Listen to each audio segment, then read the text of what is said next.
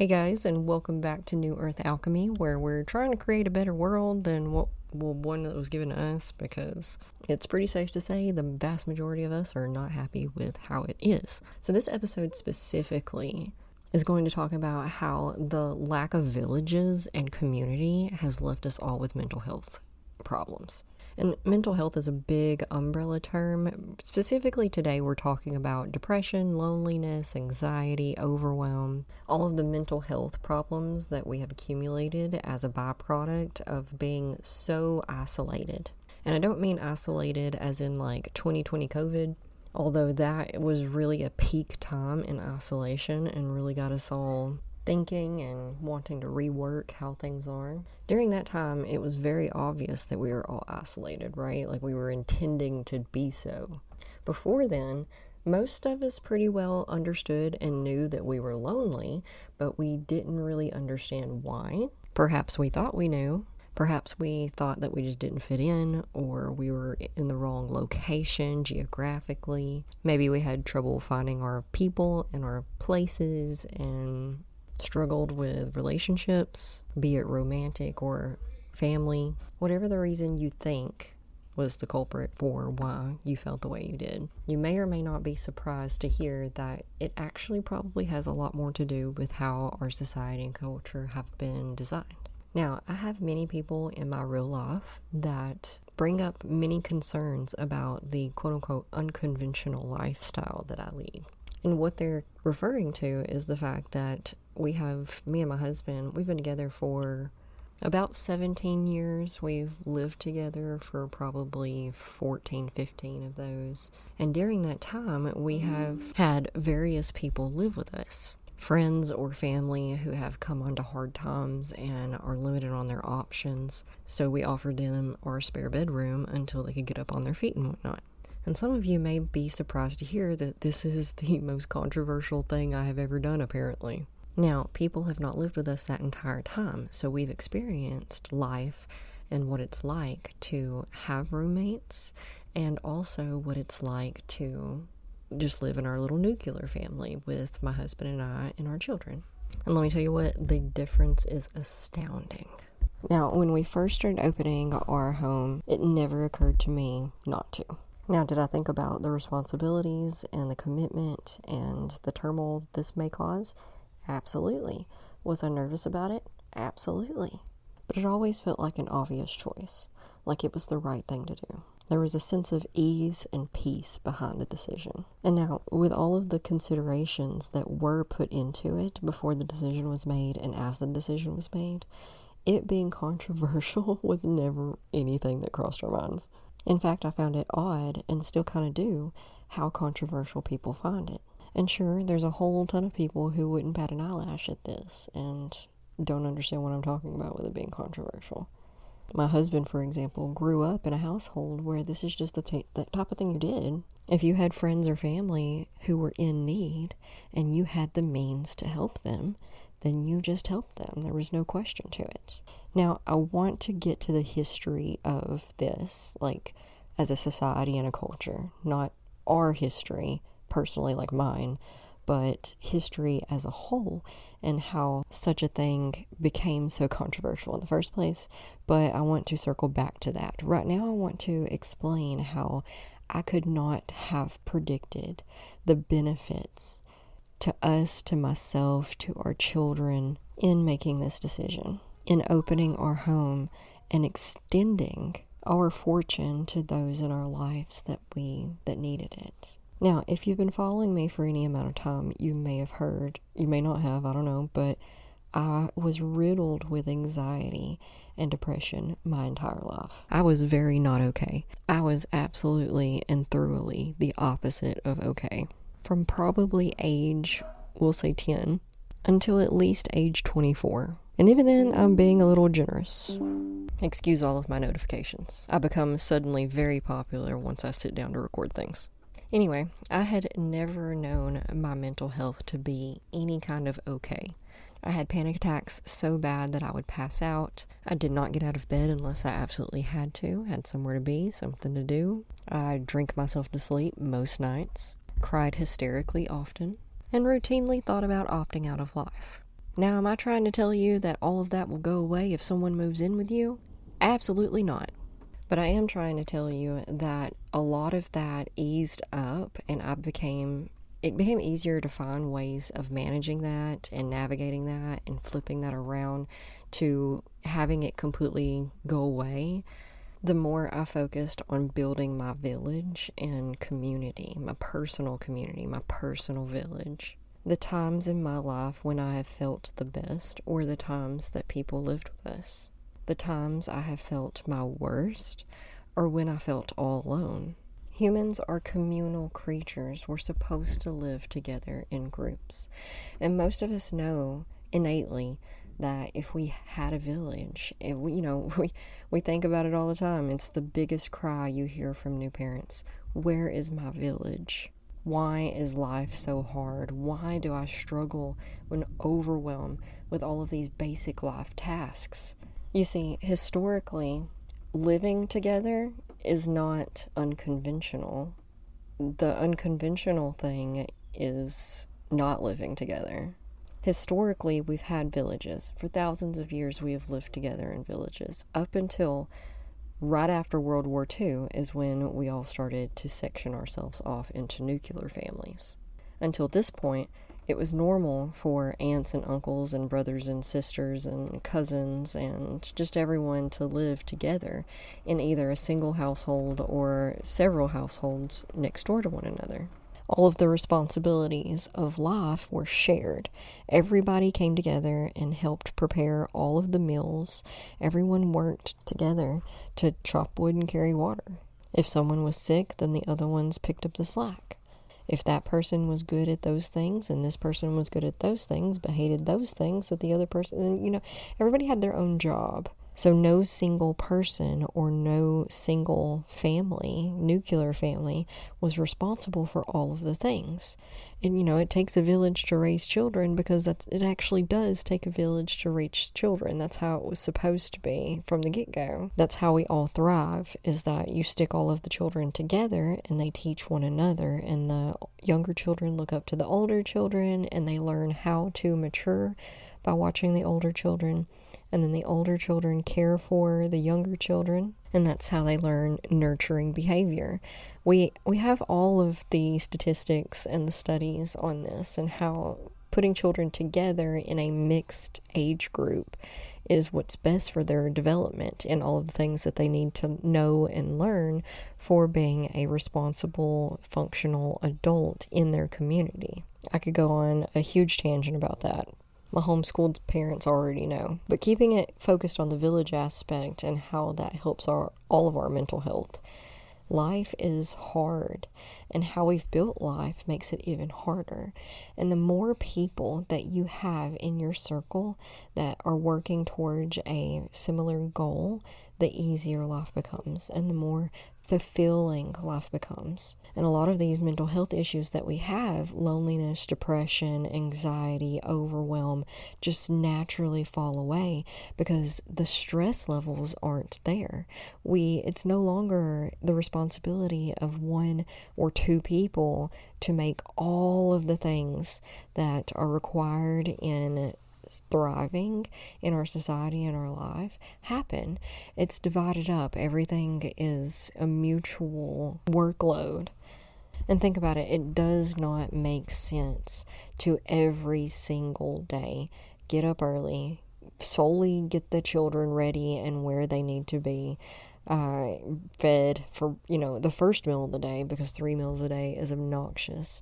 And now you have to go work 8 to 12 hours. And then you have to come home and feed everybody again, clean up, do laundry, find time to mow the yard and do the chores, run the errands every day, day in and day out. It's too much for one person. It's too much for two people. Working together to take the load off, to take the edge off, is what we have historically done. And again, it's only been since the 1940s when we stopped doing this. And that is nothing. That is mere seconds in the world's timeline of the development of us.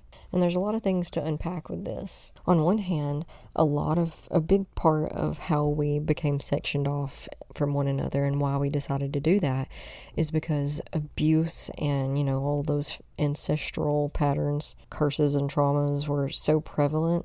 I'm not mad that we sectioned everybody off. I'm a little irritated by it, but at the same time, most likely it needed to happen for us to be able to, as a society and culture, heal from all of the abuse and the misogyny and, just a lot of bad things that were present in those days. So the world becoming more malleable for a sole individual or two got a lot of people out of a lot of bad situations that previously they just would have had to figure out a way to live with. So arguably, we had to separate, we had to become all divided so that we could reflect and look at how we had been doing things and learn how to heal our individual self.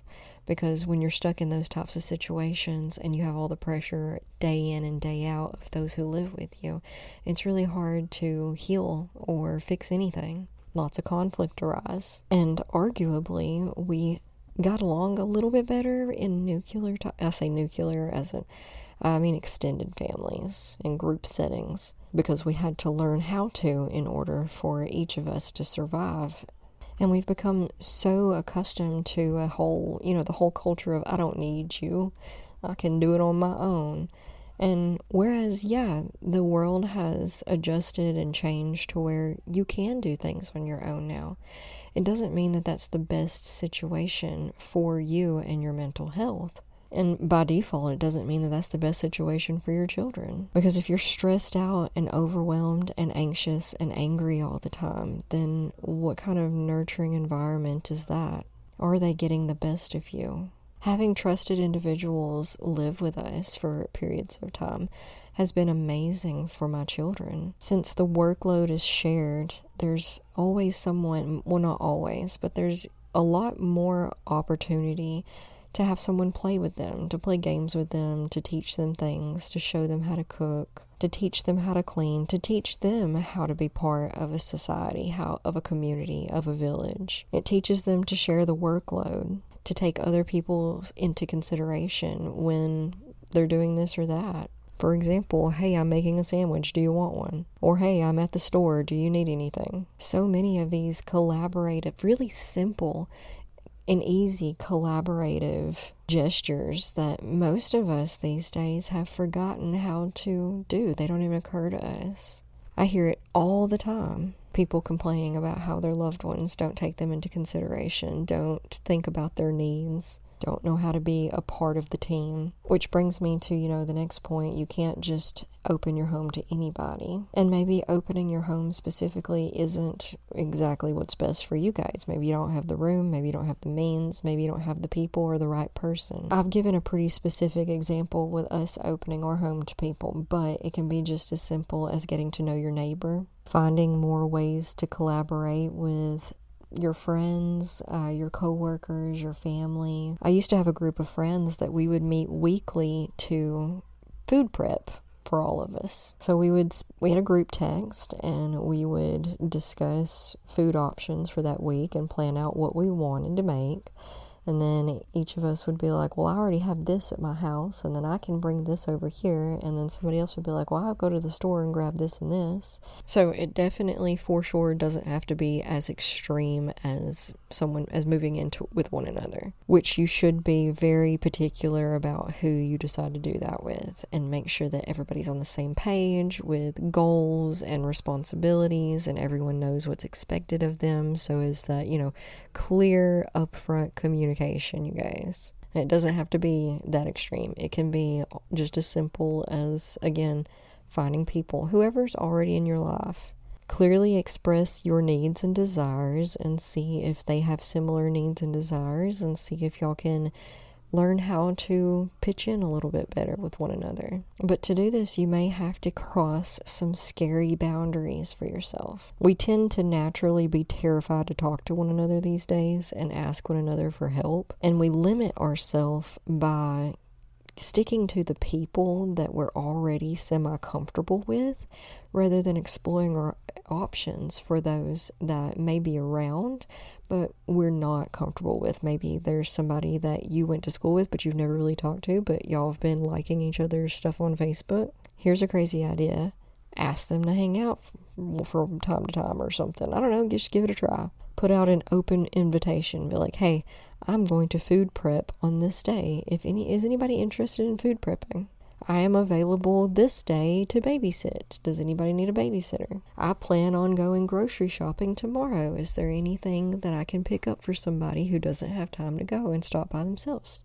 If you see someone who's struggling, offer to make them a meal. Offer to clean their kitchen. Fold laundry. People are the most valuable thing on this planet, okay? There's nothing you could invest in more than yourself and those around you. With discernment, of course, because you can't be invested in everybody. And a lot of people are going to take your investment and flush it down the toilet. Not everyone is and that's kind of controversial in itself as well. Not everyone is worth investing in, you guys, and that's just, it is what it is. You can only help people so much. Ultimately, they have to be willing to help themselves. And if they're not willing to be a team player, then, you have to use that discernment of, it's great to help people, but don't let them drain you dry, because a lot of people will if you let them. So know your boundaries, have your boundaries. But for our mental health, I think we have really, really messed up by making nuclear families the norm and ostracizing anything else. In many cultures, families still live this way, right? You have the parents live with the grown children who also have children. So you have 3 generations in a household together. That's the norm in most societies and cultures around the world, okay? And it makes sense because this middle generation, so the children of the grandparents, which are the parents now, they're the ones that go out and work because they're, in their late 20s, 30s, 40s. They're still capable of doing and going and working. So they're the primary breadwinners.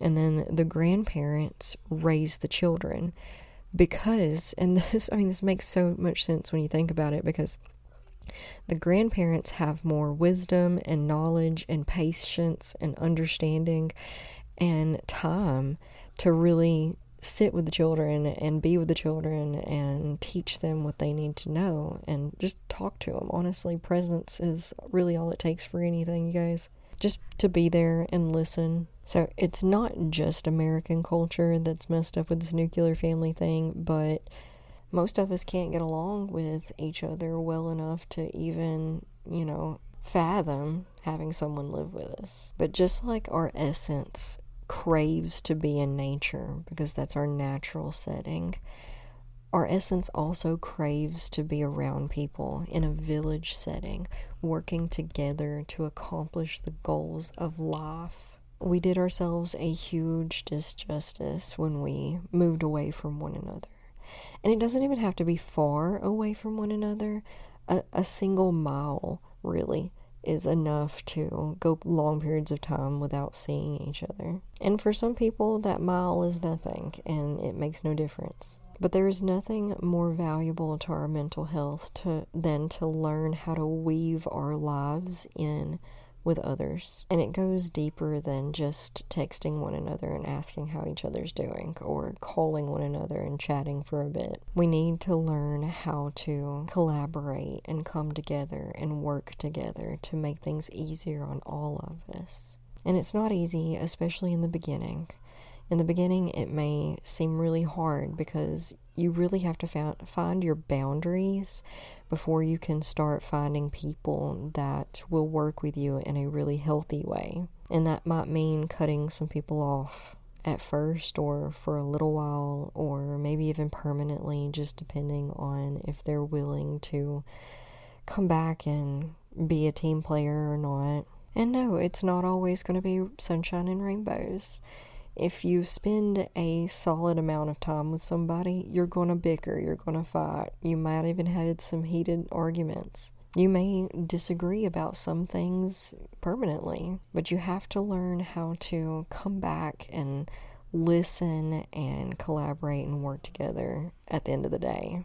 And that's where things get difficult, is knowing where the red flags are and what's livable with, because everybody's got some sort of red flags. There's not a person on this planet that's perfect. We all have our things that you have to deal with, and that's just a part of having people in your life, is deciding what flags you're willing to work with and what's a deal breaker. It's great that we're so aware that red flags are a thing and that toxicity is a thing, so that we can identify it in others as well as ourselves, okay? That's a really important discernment, because a lot of people are really quick to notice red flags in other people, but they miss them or turn a blind eye to them in themselves. And you have to remember, you have to be looking out for your red flags all of the time, because we all have our crap. We have to learn how to be patient with each other, in not an enabling type of way, but while holding our boundaries also. It's a bit of a tedious dance. It's an art that most of us in society and culture these days have really lost, because we're so quick to cut each other off. But I promise you, nothing on this planet is more fulfilling and brings joy and peace and contentment and purpose than the people in your life and building that village. But don't be too greedy rushing into it or anything, okay? Because that's how you make a village with the wrong people. In the beginning, you might have to just come back into yourself and figure out who you are, so that you can then go out into the world as your authentic self, which then attracts the people who love you for you, and that will help you and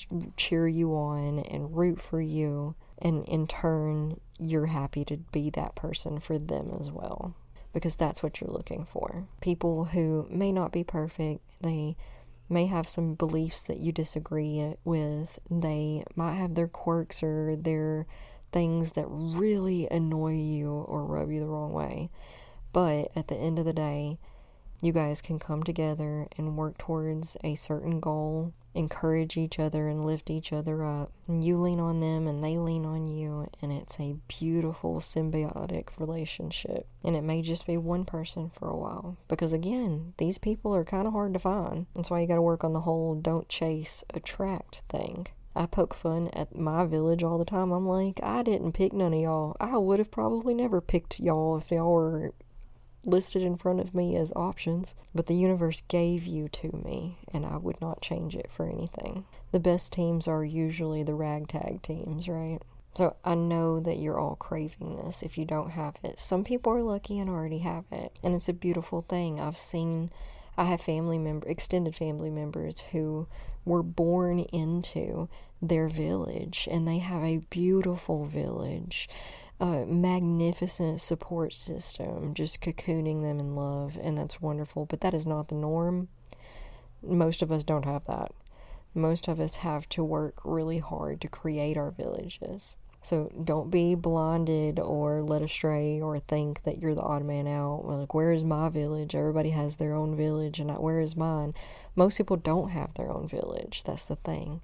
Most people are working with a very dysfunctional setup in the beginning. But the beautiful thing about the time that we're living in right now is that with the internet and communications and cell phones so readily available to us, we have a sea of options around us, even if it doesn't feel like it, even if it doesn't seem like it, even if you feel so lonely and you have no idea where to turn or how to figure out where to even start. You start just one step at a time. You got to be your own village, your own support system, so that you can be secure in yourself, to then start extending that out to others without expectations, okay? Because you may have found the most wonderful people, the most wonderful village for you in the most unlikeliest of people and places. So keep an open mind. I really wish you all the luck with this. Be wary, this is crown chakra stuff, and we're supposed to start at the bottom and work all our way up, so it's kind of a long way to go. You get your village at the end of all of your healing and stuff. Not necessarily, but kinda. Because you have to be the type of person who functions well in a village setting, so that you're a, healthy, valuable member of that team once it becomes. So with that, I'm going to wrap this up. Good luck. If you need anything, let me know, and I'll do my best to help point you in some directions. Let us know if you have any village, if you've been creating your village in unlikely places, because that's how things go with the universe and manifesting and law of attraction and stuff. It's always happens in the unlikeliest of ways, in ways that you could never predict yourself. That's why it's best to not even try to predict or guess or try to make things happen. You just step back, do your own thing, stay in your lane, work on yourself, and the universe will then provide you with things and people that you need. Trust the process, right? But I'll talk to you next week. Namaste.